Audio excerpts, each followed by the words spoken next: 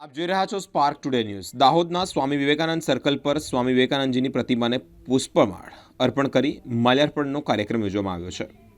સ્વામી વિવેકાનંદજીની પ્રતિમા પર પુષ્પમાળ અર્પણ કરી પુષ્પાંજલિ અને માલ્યાર્પણનો આ કાર્યક્રમ યોજાયો, જેમાં શહેર ભાજપાના પ્રમુખ પ્રશાંત દેસાઈ, ગ્રામ્ય ભાજપાના પ્રમુખ મુકેશ ખચ્ચર, શહેર ભાજપાના મહામંત્રી અર્પિલ શાહ, ભારતીય જનતા પાર્ટીના કાર્યકર્તાઓ અને કાઉન્સિલર ઉપસ્થિત રહ્યા હતા। આજ રોજ સ્વામી વિવેકાનંદજીની જયંતિના ભાગરૂપે ભારતીય જનતા પાર્ટીના કાર્યકર્તાઓ અને કાઉન્સિલર મિત્રો અત્રે ઉપસ્થિત રહ્યા છે।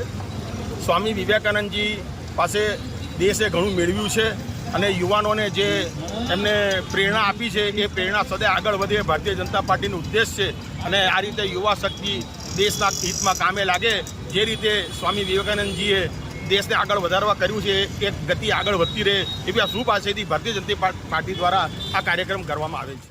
સ્વામી વિવેકાનંદ જન્મ જયંતિ નિમિત્તે આપણા ભારત દેશની જે સંસ્કૃતિ છે એ સંસ્કૃતિને દુનિયાને વિશ્વની અંદર જે ડંકો વગરના સ્વામી વિવેકાનંદ ઉઠો જાગો અને ધ્યેય પ્રાપ્તિ સુધી લડતા રહો અને યુવાઓના પ્રેરણા સંતોષ એવા સ્વામી વિવેકાનંદજીને પુષ્પાંજલિનો કાર્યક્રમ ભારતીય જનતા પાર્ટી દ્વારા આજે કરવામાં આવ્યો।